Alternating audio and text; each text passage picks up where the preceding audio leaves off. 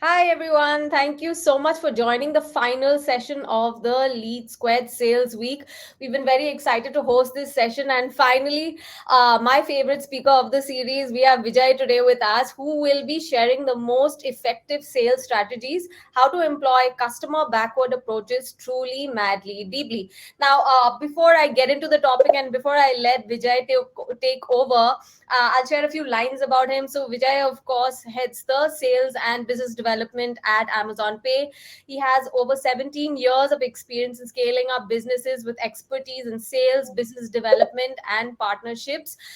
With previous leadership roles at PayPal, Zeta, not sure if I pronounced that right, You did. Quest Corp, etc. Okay, and he's also a startup mentor. So, please tell us a little bit about that, Vijay. Please tell us Great. about this mentorship and your experience there. I will. I will. Firstly, thanks, Shivani. Thanks for having me over for this session, and pleasure to be back. In a different avatar, Yeah. with Lead Squared, and thanks to all of you who have joined in. Right. So, just to elaborate more on what Shivani was asking, so I spent time as a startup mentor at the incubators of multiple management institutes. Some of them being Indian Institute of Management, Ahmedabad, then IIM Kozhikode, ISB, and so on. So they have incubators where they keep looking at cohorts of startups to fund and so on. So I'm a panel member, and I actively involve myself in both selecting the startups as well as working with them to scale up and so on. Apart from that, even in my personal capacity, I'm a mentor to multiple startup ventures, and that's one of the ways how I keep learning. Right, like so, I feel there is a lot to learn from entrepreneurs, who are starting out, who have started out in recent times, and through this interaction of mine with them, I keep learning. That aside, like you said, the uh, bulk of my career has been in financial services and fintech, and more specifically, so from a domain standpoint, sales, BD, partnerships, alliances, and essentially scaling up businesses. That's what I have done. Yeah. Awesome. Lots to learn from you then, Vijay. With that, I'll bring up your presentation on screen. A couple of quick housekeeping points to the audience. We love that, you engage with us so much and we love your questions. But please do keep them coming on the question tab. So if you have questions, put them on the question tab. If you have comments, just saying hello, like Sidhu, Dolan, Tharun, thanks so much. Good to have you here. If you want to say hi, please put your comments and anything other than that on the chat column. All right. So with that, Vijay, all over to you. Great. Thanks, Shibani. So, the way we will structure this session is that I essentially wanted this to be a session by you, for you, and of you in the real sense, right? So, which means that while I will have a set of thoughts that I have put together in the form of a few slides, and I will walk you all through that, for some time. Uh, Post that, we can have a free flowing session in terms of questions, that come from you all. So I think, that let us have it that way. That way, what I want to do is to be able to address the challenges or questions that you all would have from whichever vantage point you're coming from, right? Like, so sales is a large domain. And whether you're from a B2C sales angle, or from a B2B sales angle, or whether you're from a bank or a retail firm or a logistics firm, etc., etc., each one of you have your own vantage points, from which you're coming from, and I would be happy to address those, right, in terms of questions. All right, so let's do that. And so just getting into the topic itself. So the way, I looked at this, we are looking at covering what I call as effective sales strategies, and something which I have learned from my stint in Amazon, which I'm currently at. Right, so I head sales and business development for Amazon Pay. Is the level of customer obsession that we have, and I find that that can have a lot of learning in terms of whichever domains one is engaged in, right? So I kind of want to impart some of those learnings, in today's session, right? So let's get started. So what we will essentially cover today is a series of sales strategies work which work very well based on your domain, your context, uh, the kind of organization that you're dealing with, the kind of individuals you're dealing with, your own objectives, your KRAs, etc., etc. So we will cover all of that in the initial few slides, and one and post that we will look at specific situations which are typical in terms of what one encounters, and we will look at what you all think about that and so on. So so we will look at that as well.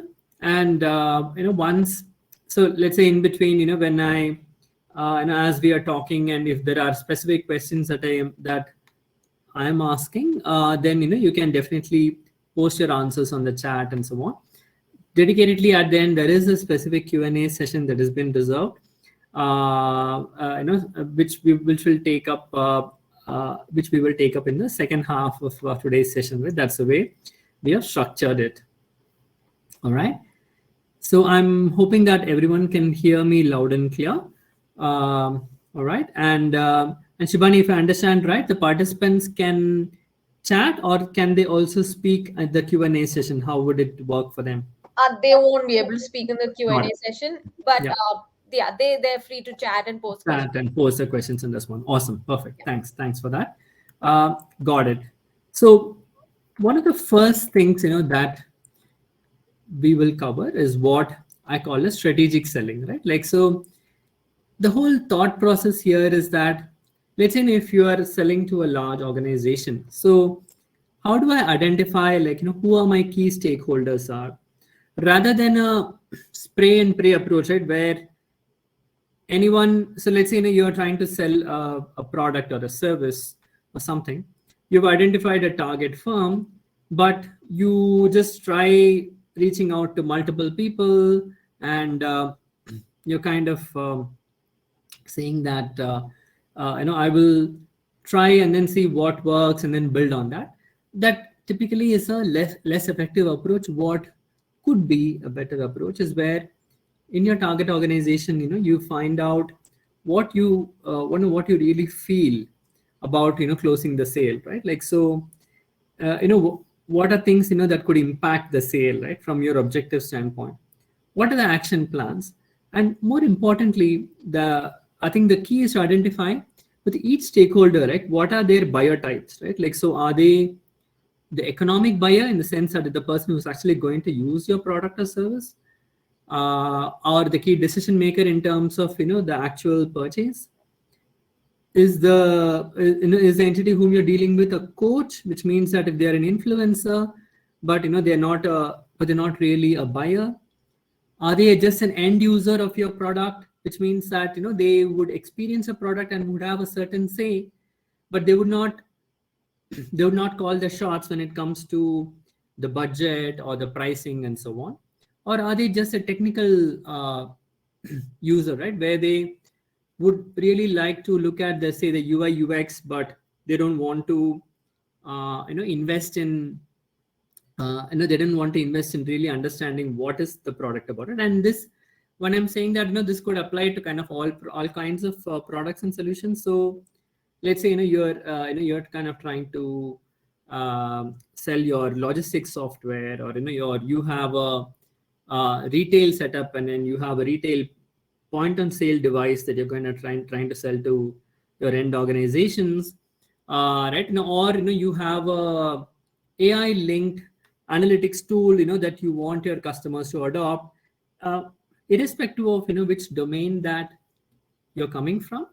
The point about assessing your buyer and assessing each stakeholder type, which is what the first box is all about, is very, very important. Okay, because when you're able to assess, when you know what their influence is, and when you know what their mode is, right? And I think the mode is what I think some of the signals that one should watch out for. Are they looking at growth? Are they looking at actually looking at friction areas? Are they neutral, or they seem too overtly disposed, right? I think those are things that you really need to talk about and think through. What is the current disposition? So you engage with a few people, you have a sense of whether they're leaning towards or against, right? And if this goes through, right, what is the win for them, right? Like, so is it an individual benefit for them, like a recognition, or does it help their KRA? I think being aware of all of this is super important, right? Like, so I think that is something that I would really point out, saying that a lot of people miss the miss the trees for the wood. So right, what tends to happen is that they tend to look at very myopically, saying that, okay, I'm dealing with this particular person. What does this particular person want? Right, and they're kind of trying to solve that. But what tends to happen is that when you're trying to solve that, then the larger picture usually sometimes gets lost, right? Like, so the larger picture is, okay, this person whom I'm interacting with, let's say he could be a he could be a marketing manager, right? And this marketing manager, what is his influence in the overall sales process, right? So I think that's something that you should look at. Or if he's a finance manager, what is his influence in the ultimate budget or the approval and so on. So knowing your stakeholders and working through them is really what I really want to emphasize here.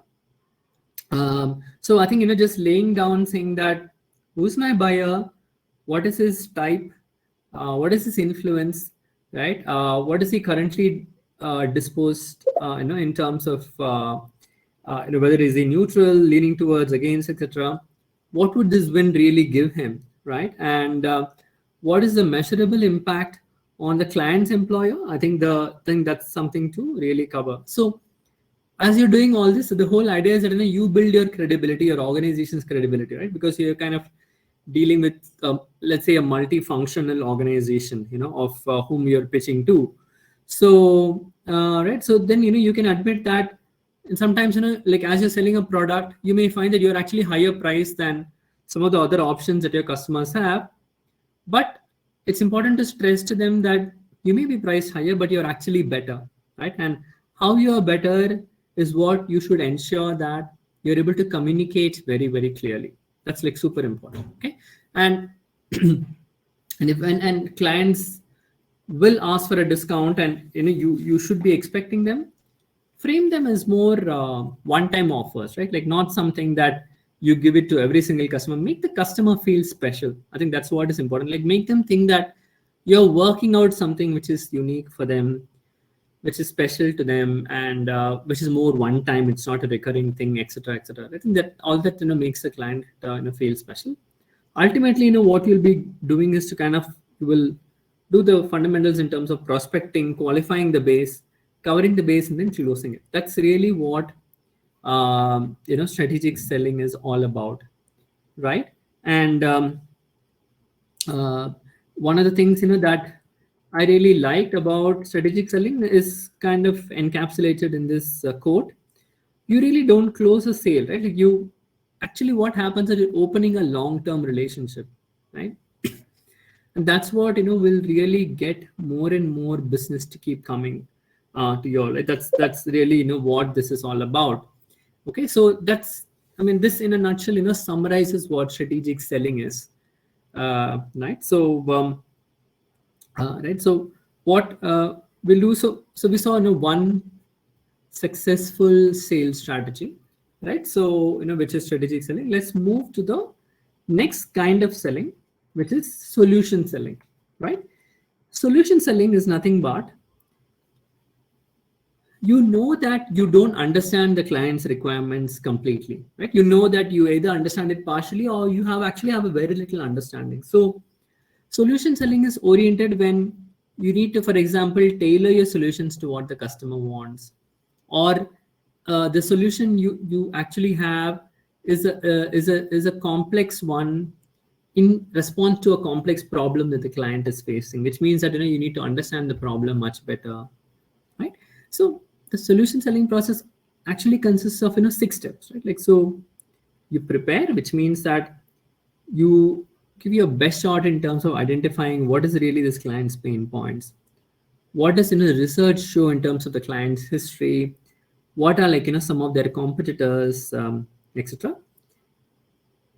And you have a sense of, okay, now this could be the problem for which this could be the solution, but hey, by the way, if the problem statement is a little more or has other nuances, then I do have incremental solutions to address that. That's the way to look at a solution selling process. So you diagnose, which means that you're open to asking questions, right? So you typically run a diagnostic with the client. So you actually sit with the client and tell him or her saying, hey, I've not come to actually sell you something, I've come to understand, right? And that approach, right, and mindset is very important, right? Like, so the client doesn't feel that, okay, hey, someone is coming, they're going to pitch something to me, I need to say yes or no. The client actually feels that, okay, so this is a consultative approach, right? This is an approach where this person is actually trying to understand me as a company, as a as a function, as a person, and and then and then in terms of asking the right set of questions, and then seeing really if, as I'm answering the questions, I also know that, okay, this person is also weaving a solution around that. Would it really meet my requirements, right? So that is where the qualify part of it comes. So as you're talking to the client, you're also trying to understand if the client is interested in what you're saying, right? Because as you're asking questions, the client will get a sense of where you're leading to in terms of answers. So let's say, for example, you are trying to sell a solution which helps the, let's say, you are a tech firm, and you're selling the solution to a lender, right? Like, let's say an NBFC or a bank or something. Your solution is about building the right set of big data and analytics to help the client improve their lending, right? Like, so you want to minimize their losses, or NPAs as they call it. You want to increase their customer acquisition efficiency, which means that you want to reduce the customer acquisition cost. And for this, you have a solution which is built, which is customized, but needs deep integration with the client's lending systems. So, which means that, like, in this scenario, you need to understand the client's lending systems, right? Else, how can you even figure out where will you fit in? So, and because lending systems are fairly complex, they can be fairly complex, you want to really get to the bottom of it. And as you're getting to the bottom of it, the lender whom you're talking to figures out that, yeah, there is something here. Maybe if I connect to this particular software in this fashion, I can improve the quality of my top funnel of my customers, right? Which means that I know that the incoming quality of customers is good, which means that I can lend to them better, which means that my delinquency rates will be lower, etc., etc. So those are very important. So that's where you're talking about qualifying. So as you're talking to the client, you've moved on from your preparation, you've done a diagnostic, right? You've qualified whether the client is interested, and you're kind of doing subtle pitches as you're asking these questions, right? If you actually think about it. And as you're doing this, then you also educate the client, right? Because the client might not really be aware of how, for example, in the same example, the high-end analytics can solve their lending problem, right? How can they actually get in a better funnel of customers? The client might actually not be aware of that. So how will you solve it? I think that's where the education aspect comes in, and you need to tell the client why you would be cost effective, right? And why the solution makes a lot of sense for the client from an ROI standpoint. You go forward and telling them, hey, by the way, you're not the only person whom I have done this. I've done this with other similar firms as well. If they're there in the same space, great. If not, anyway, you have testimonials and case studies to talk about. And with all this, then hopefully you kind of close the deal. But like, you would appreciate that literally solving and closing are the last 20-30% of this overall thing. The solution selling is a long, consultative, participative, collaborative process, right? And you need to determine, like, as a, wherever you are in your organization, wherever you are in your domain, right? And I'm presuming that you all are interested in terms of sales, and selling actually is a fundamental skill, right? Like, it is um, goes beyond what what is normally spoken about as sales, right? In the sense that you're actually trying to address a need. That's really what a sale is about. And that process of trying to solve a need can happen in multiple steps. And that's really what the solution selling process is all about, right? So this is solution selling process, which you can see in which situations can you use this, with which customers can you use this, with the same customers, can I adopt this approach to make it work, etc., etc. Yeah, but this is one very good strategy from a from a sales standpoint that works really well. Okay, and one of the quotes, right, which really exemplifies the solution selling process is this, right? Like, so, and it's one of my favorite quotes from Steve Jobs, where he talks about the importance of dedication and perseverance and being at it, right? Like, so overnight successes took a really long time, so which means that you need to be willing to engage with the customer and not like give up, right? So even if you're making incremental progress, even if it seems to you sometimes that it's not going anywhere, it's important to just be persistent at it, right? And make sure that you're doing the right set of inputs from your side, right? And as they say, right, you can keep changing what inputs you're doing until you get the right output, which is the outcome that you want. And it's important that you don't see these inputs as failures, right? Like, for example, you tried an approach, it didn't work, so maybe you feel that this is not your client. Perhaps not. Maybe it's important to try another approach and another and another and so on. So each one of the approaches becomes clear, like your experiment 1, experiment 2, experiment 3, right? And then the solution selling process gives you a scientific way to do it, right? Like, so and like, once you have diagnosed it right, of course, you will not diagnose it 100% right in the first time. So you will uncover problems, you will bring up solutions. Those solutions might not work right the first time, the second time. You need to iterate. It is important to have an iteration mindset, right, as you're doing sales, right? Like, so a lot of people think that, okay, the customer has a certain need, I have something, bang, I match, and then it's done. It rarely happens that way, right? Like, so it rarely happens that way because the firstly, the need itself is a little fluid. That there will be a need, there will be a said need, there will be an unsaid need. So you need to really get to the bottom of it. And as you're getting to the bottom of it, you need to really understand that, okay, if this is the unsaid need, how has it changed over time, and how can it change over time? Which means that you can't just have a static solution address a changing need. And if it's a changing need, then how can I have my solution also adapt to it, right? How can I incrementally work on what the customer wants? How can I provide to him? How can I convey that to him? And how can I make him understand that, right? Like, that is really what solution selling is all about. Yeah. So so far, we will look at we will look at more types of effective types of selling, and I will touch upon why I feel the customer backward approach is truly important. See, I think we have this philosophy, right? Like, where we say that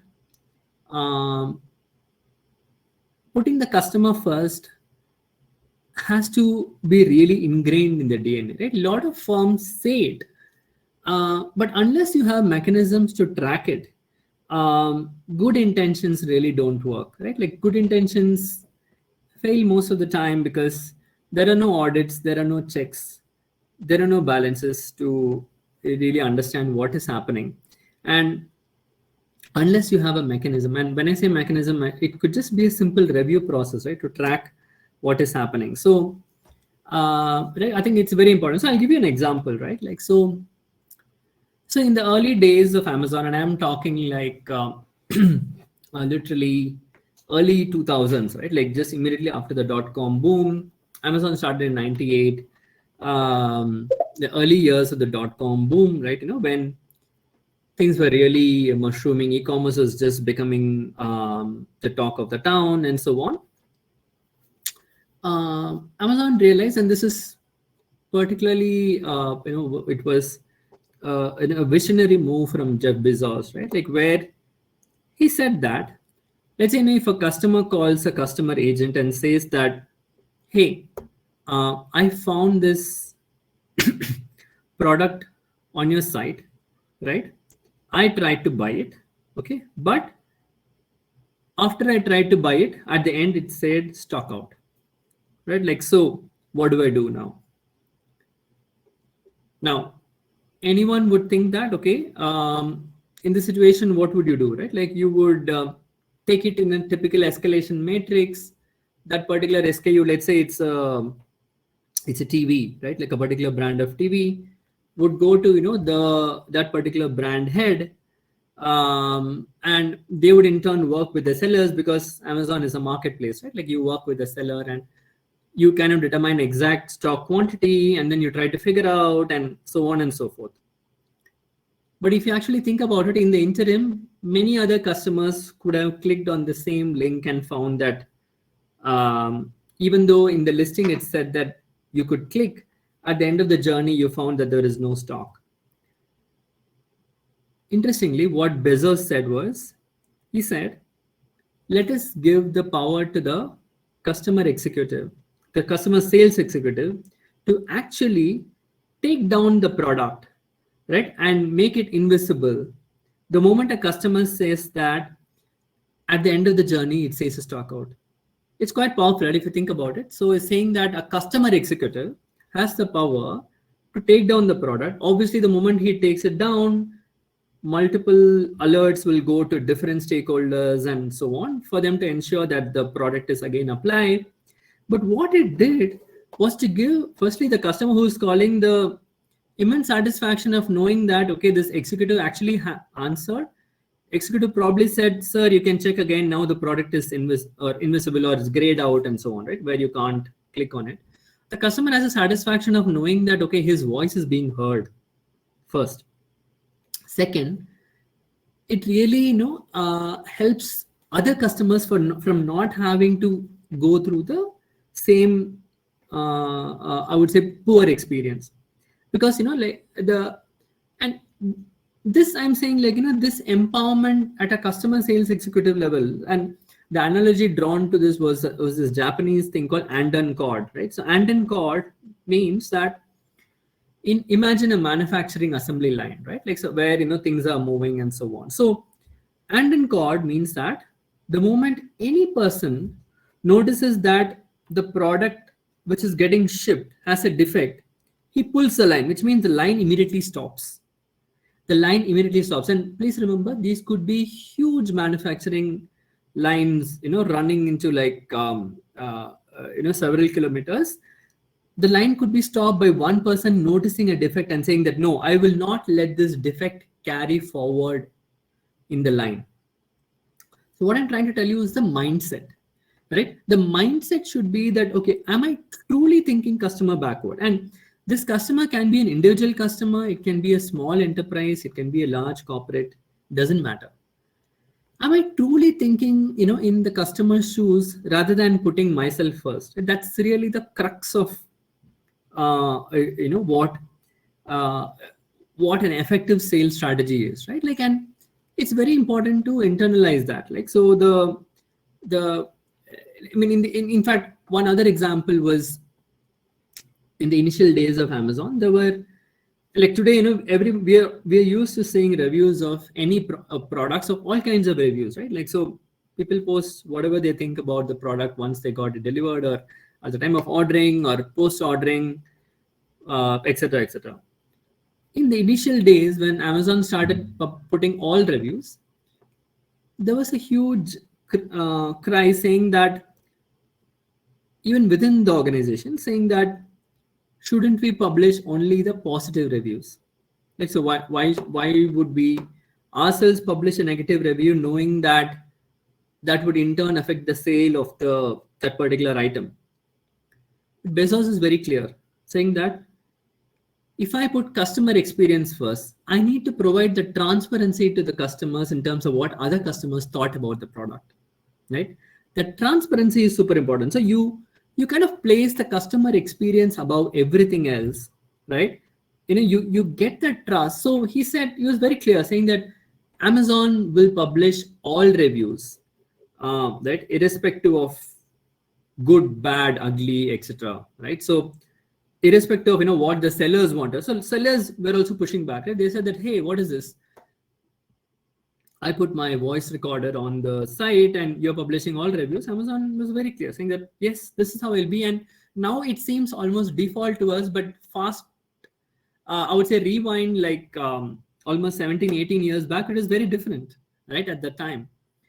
So this is really what I mean by saying customer backward approach, truly, madly, deeply, as I called it, right? At the beginning. So this is what it is, right? Like, it's about saying that, hey, I want to get this right. Like when I say I want to get this right, I really want to have the customer trust me, right? And I want the customer to be with me for the long term, right? Like, even if it means that in the immediate or short term, I might not get rewarded, or I might even be negatively impacted, doesn't matter, right? I want this customer for the long term. And it is really that mindset that I wanted to share with all of you, right, as part of today's session. Like, if this is something that you all could take away in terms of just the mindset, then it is super important, right? Saying that, okay, how do you really put them first, right? Which means that you're thinking in their shoes, you're thinking about what they want, etc., etc. Okay,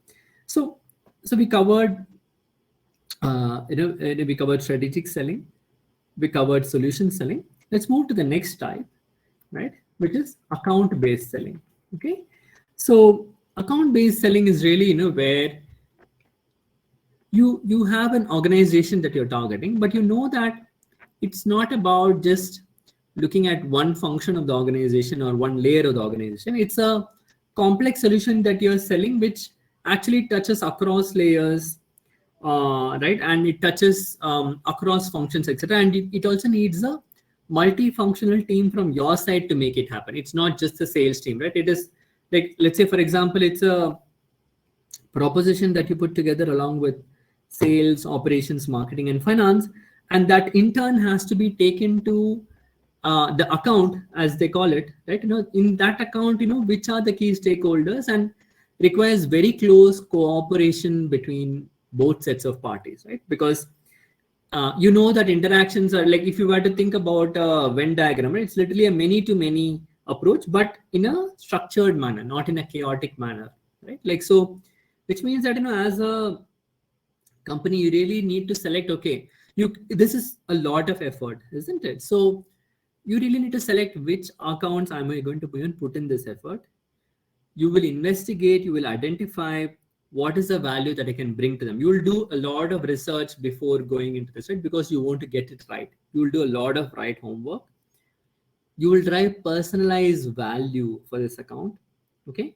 And you will do your outreach to multiple parties while being tightly coordinated. So you'll run it literally like a project management unit, right? Where each person within your organization knows whom they're talking to. That information flows back.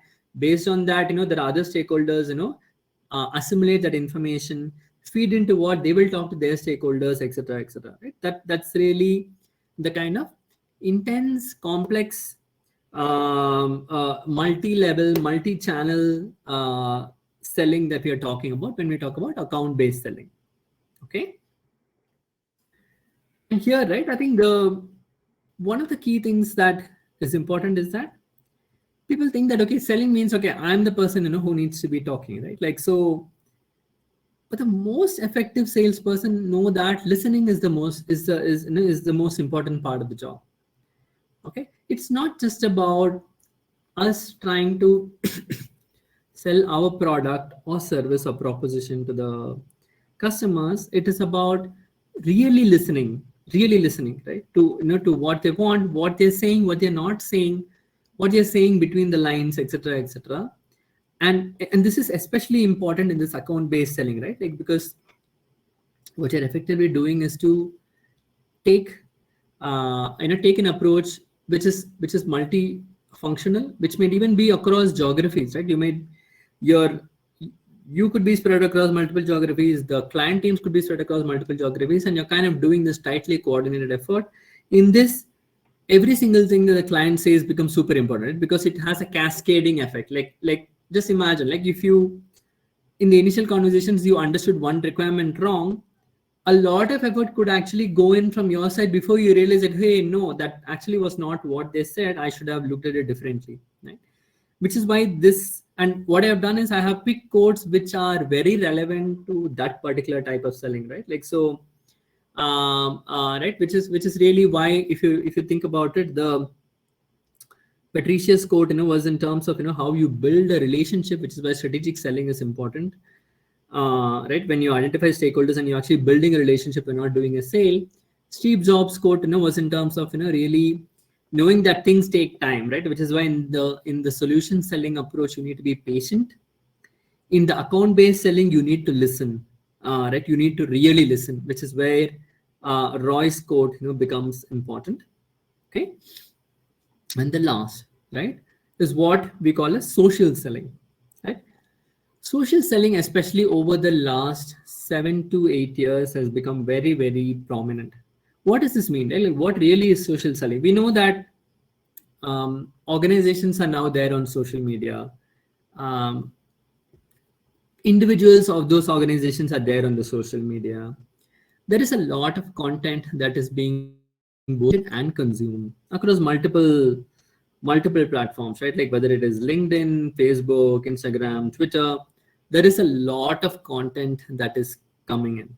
Okay, so let's say, if I have a particular product or a service, and I want to target a set of customers, but I want them, because I know that even when I reach out to them, the first thing that they will probably do is check out my website or check out my social media page before even responding to me, right? So, which means that, let's say if I'm a digital marketing firm, or I'm a or I'm a financial services analytics firm, or or I'm a third party logistics firm trying to provide services, or I'm a firm, which helps D2C retail brands, do their business better in terms of automation, etc. Irrespective of what you're trying to sell, it is very important that you have a social credibility, right? And that's really the aspect that, I wanted to touch upon here: the social credibility that you build, which means that you generate content, you listen to what people are saying about that, and you respond to that, right? You look at what your competitors are doing, you see what their customers are responding to them, right? And how are they reacting to it, etc. You learn from that. You do the necessary research so that, you are on top of what are the latest industry trends, activities, developments, and so on. Okay. You know that, through listening, through research, through data optimization and analysis, you are on top of what's happening, so that you can present the best of customized solutions when you actually make the outreach to the customer, right? Like, so you've kind of analyzed it already, you've done your homework. That goes a long way in really impressing the customer. Okay, so which means that you really ace in terms of, when it comes to data analysis and interpretation and so on. So, to give you an example, right? So let's say that let's take the same, digital marketing piece. If you have built a reputation as a very strong go-to market firm for anyone who wants to do, say, Insta performance marketing, right? Let's say, you build that, and you consciously build that, through putting out case studies, through putting out testimonials, through, like, even good stuff, right? Like, in a instance, you did some research, you put it out for everybody to assimilate, right? Like, so Those are stuff where you enhance your thought leadership, you enhance your reputation. Thereby, like, let's say a client is looking for a digital marketing firm and you pitch to them. Even before they invite you for a pitch, they have already seen your content that you've been putting out. They have a fair sense. They are perhaps positively impressed by you, who you are. So half your sale is already made.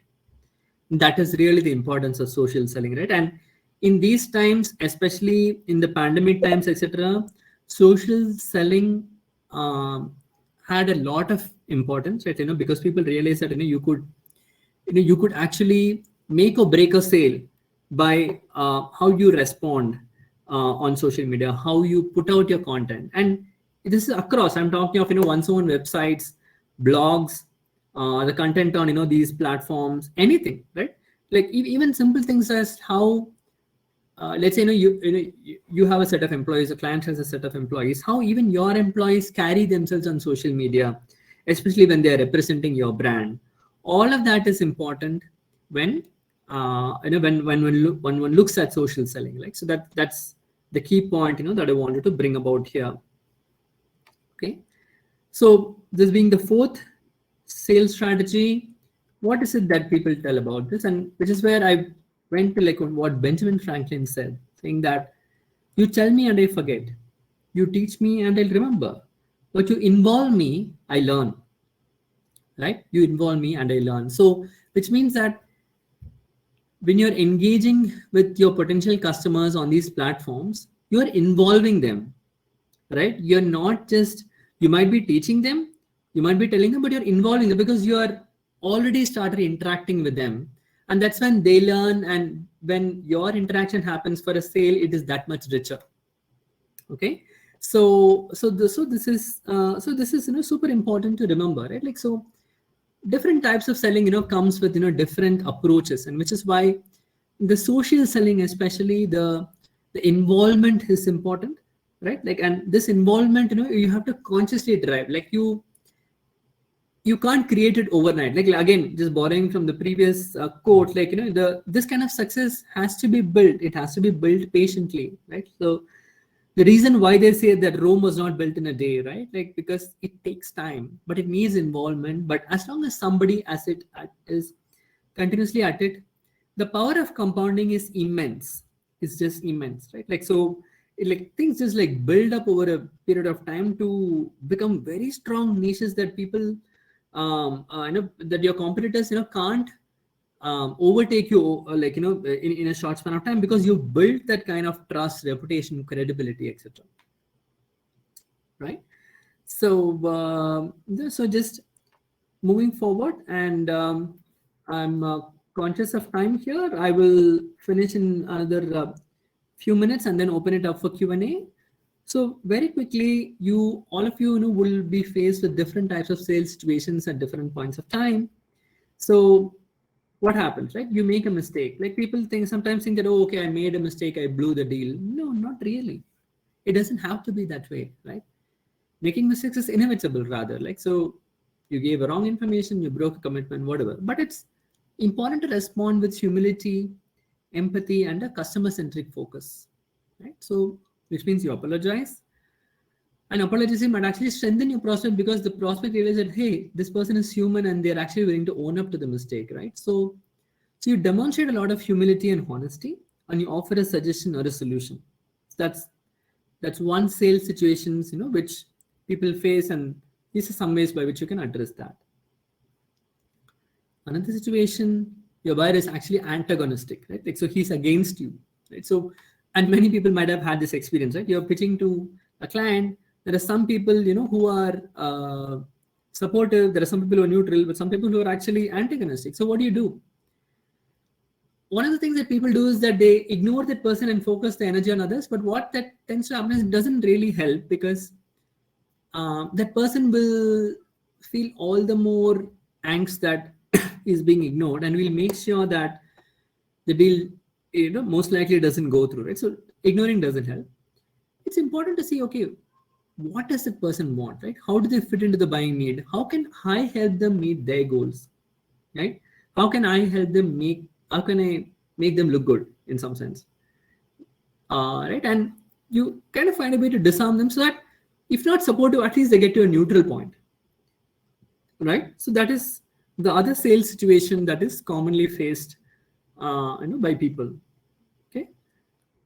Next is your buyer. He actually disagrees with you, right? Like, so there is a, it's not antagonistic, but there is a disagreement. You sell with a few pitching points. He either through facts or through his opinion or through his experience said, no, no, no, that's not how it works, or we don't do it that way, or I've not seen that succeed elsewhere, etc., etc. Right? So it's important that you approach disagreements objectively, right? So as much as possible, if you have data-driven responses, then it is easier sometimes to satisfy what the customer is expecting. So you're not letting disagreements go too far.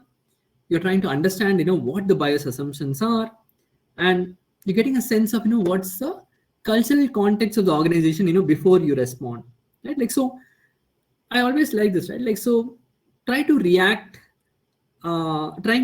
actually doesn't help so much. Try to respond than react, right? Like, so response is when you hear something, you assimilate, you digest, you take a balanced view, and then you're responding. Reacting is instantly trying to say, okay, what is top of your mind, which might or might not help the situation, right? Like, so because if you just take a minute to invest the time to find out what your buyer thinks and act as they do, then you can actually present compelling options to them, right? And that really goes a long way. Okay. The next is when your buyer goes dark, right? Like, and again, what does going dark mean? That they don't show up, or they just keep declining your meetings, or they don't accept your meetings, whatever. Though they interact with you, but you kind of feel that, okay, things don't move forward, right? Like, so what I think to be done is, the first thing is, don't take it personally, right? Because he might actually be having a very busy phase or a rough phase or whatever, right? Like, so don't assume that it was on purpose. So assume best intentions first, okay? And follow up, but do it professionally, right? Do not show any resentment because the client has not been responding, answering calls. Just be patient about it. At the same time, if you find it happening repeatedly, then maybe this is not your client, right? So so just make sure that you take a balanced view rather than taking it personally, right? That's one important sales situation to deal with. Okay. So one of the key things that I have learned through my more than 17 years of career, and a lot of times across a lot of sales situations and even life situations, I feel that if you really think you want to get ahead, the only way to get ahead is to figure out a way to get other people what they want, right? So there is this saying, right? Like, so let's say you want to catch fish. What do they put at the end of the fishing rod? Maybe you like chocolate, but they don't put chocolate there, right? They put worms. Why do they put worms? Because the fish wants to eat worms, and that's how they catch the fish, right? Like, so the same analogy applies to everybody else. Like, and it's like, and we know it intuitively when we deal with children, but I think we forget when we, when we get into business situations, and we forget that the key to actually getting what we want is to ensure that the customer gets what they want, right? And to figure out a way by which you can make that happen as a win-win, right? And this, in my mind, is probably the most important takeaway that you could have, right, when dealing with any sales situation, or anytime when you're stuck, you ask yourself, hey, what is it that he wants? How can I help him get he wants, while at the same time ensuring that there is a win-win, which means that maybe I have a short-term loss, but long-term, could it help me, right? And the key to do that is to actually think long-term, right? A lot of people think that, okay, no, this is about this particular sale, this particular transaction, so seems like a win-lose, and etc., etc. But if you actually think that, hey, maybe me giving up a little right now will get the customer to come back. Maybe it will get the customer to refer 5 other people to me, right? 5 other customers to me in terms of businesses. And that could compensate what I give. And I can do it graciously, right? In a manner, letting the customer know that, hey, I'm doing it for the long-term relationship, right? That actually goes a long way. Yeah. So we looked at a few sales situations, right? Like, where either the buyer is antagonistic, or he has gone dark, or he is disagreeing, etc., etc., or you made a mistake. We look at these common situations which arise, and so far, to kind of summarize, we looked at 4 key sales strategies: strategic selling, right? We looked at account selling, and then we, after covering the other 2, then we moved to social selling, right? And we looked at saying that what is it that are situations that are commonly things that people get into, and right, and how do I address it? Like as a sales leader, as a sales organization, how do I address it? Okay, so with that, I'll pause here for Q&A.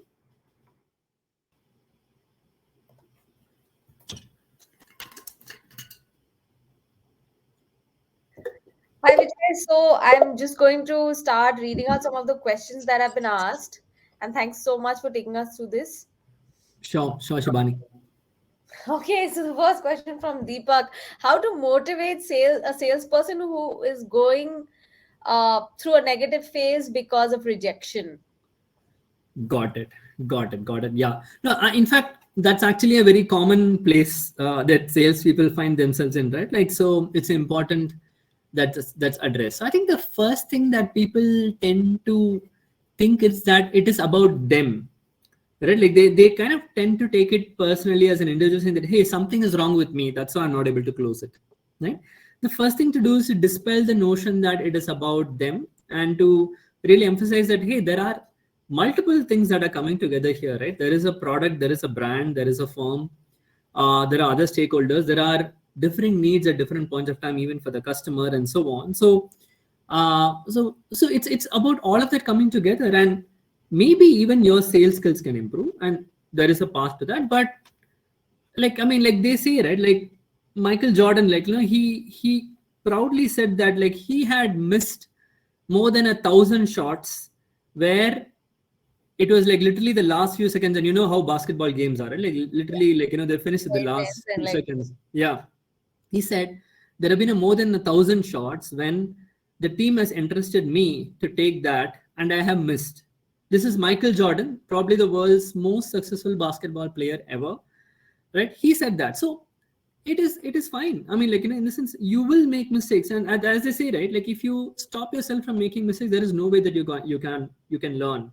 Okay, there is also this interesting thing, which says that you know you you know you you get to a place of good judgment after multiple trials, right? mhm. Multiple trials and bad judgment leads you to a place where you essentially get to good judgment, right? Like, so like, so you have to be willing to try, and so on. And those are the key things then that you can actually tell the person, right? Like, so it's that, it's not about him, it's about the whole situation, and this is common.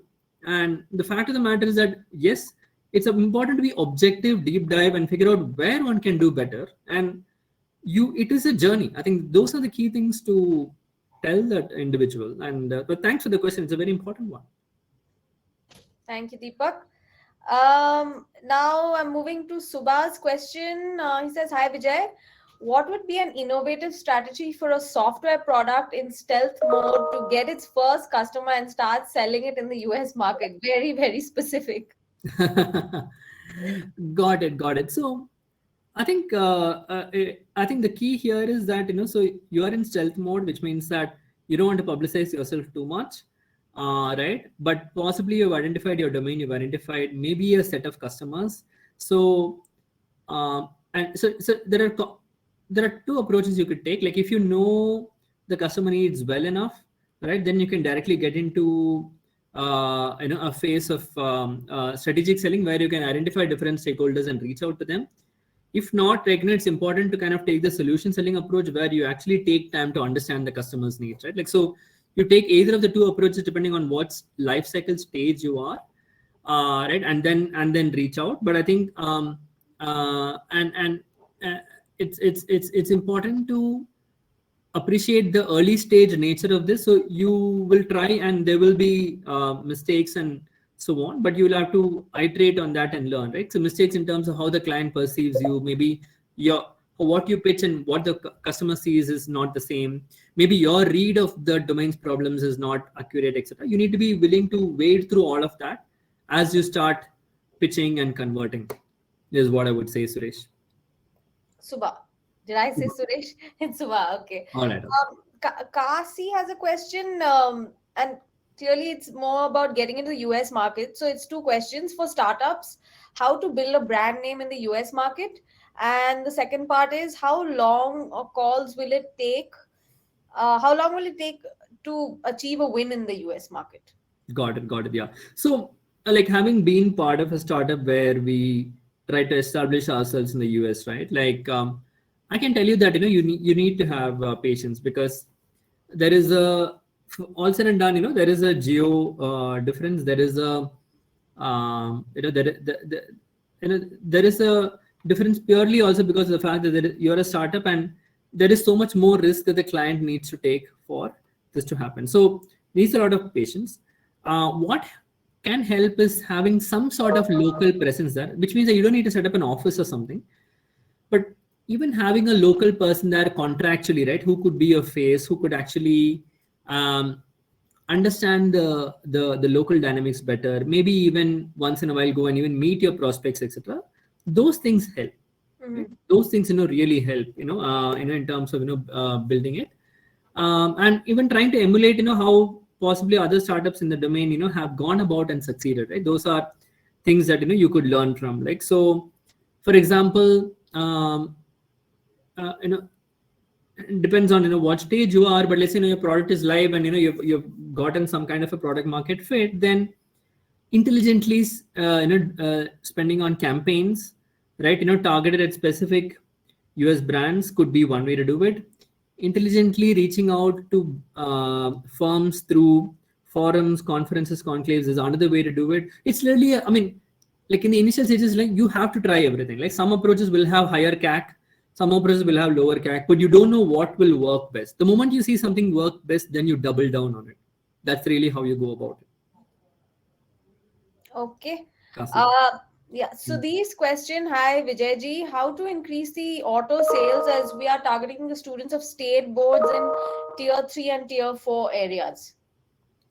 Um, okay, I am not sure if I. Is there in the questions tab, No, Vijay? no, I see Oh, that, but what I mean is, what is the, okay, provides line or online live online classes through sorry. our app. Okay, got it. That's the product.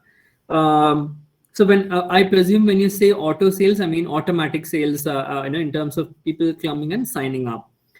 So because you're targeting tier 3 and tier 4, naturally they don't lend themselves more to digital marketing, right? Because they're kind of in this sphere where you can't reach them directly through digital marketing.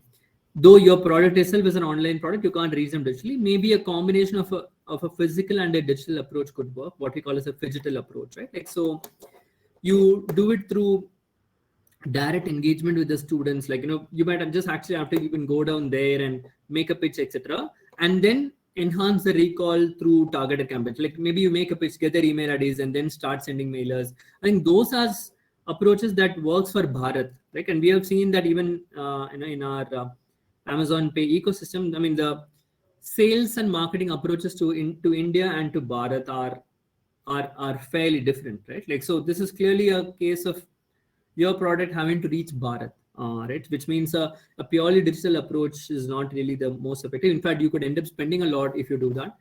You need a phygital approach for sure, Sudhir. Okay. I saw another question pertaining to education and overseas, so I'm going to just sort of bypass that for now due to lack of time and go to Sonal's question straight away. Sonal says, greetings, Vijay. Thank you for a wonderful session. My question is, how can I approach potential clients of CFOs, CEOs, and founder level to drive business? I've been trying outreach, but that is not sufficient. I work for a financial services firm. Got it, got it. Yeah, so Sonal, I think, especially since you're trying to reach C-level folks, right? A lot of people, what they do is the reach outs, even if it's cold, are not compelling enough for them to respond, right? Like, so which means that, and I don't know again how you're reaching out, in the sense that what are you conveying while you're reaching out. But it's very important that the first reach comes with a very clear value prop, also saying that, okay, hey, who are you? What are you about? How can you add value to the customer, right? Like, how can you add value to the person? Why should he spend X minutes of his time talking to you? If you're able to articulate that clearly, and again, I'm not saying that, you reach out to 10 people and 10 people respond, but if you're able to get this, at least the moment, people see value, they will give you time, right? They will give you time. So if you're not getting time, which means that either in your communication or your reach outs, or in the set of people whom you're reaching out to, something there is that you probably need to correct. Okay. There are three other questions that haven't been answered. I'll let you pick this one, Vijay. It's the very last one on the top and the first two at the bottom. So, yeah, it's past 4 and I want to respect your time. So, Sure. please speak. Yeah. Got it. I'm trying to pick the one which will be more valuable for everyone. Got it. The Rohit's question is again more in terms of tier 2 onwards, and tier 2 onwards, I think we covered, saying that a digital approach is generally what will work best. Okay, the last question is with respect to sweet manufacturing firm, focusing on B2B and B2C. So, okay, I think the idea is that, okay, this is a physical good, right, that you're trying to sell to customers, and you're also trying to sell to institutions. So this really is a GTM question, like a go to market question, than a sales question. So right, like, so and given it's a physical product and so on, there are established sales and distribution channels, like, today, which work. So I think that should take care of what you can do. The last one I'll take is that an online chess training platform can penetrate in the B2B market. I didn't get the question completely, because if it's chess training for individuals, then when you say B2B, possibly, maybe you can, Sagar, you can connect with me offline and take this question, like, so that you could explain the question better, so I can give the better answer. Yeah. Okay. Great.